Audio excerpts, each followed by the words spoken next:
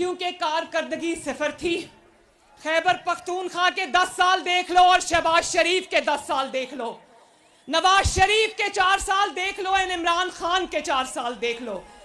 क्योंकि कारकर्दगी कोई नहीं, कारकर्दगी जीरो। आज बताने के लिए एक मंसूबा भी नहीं है।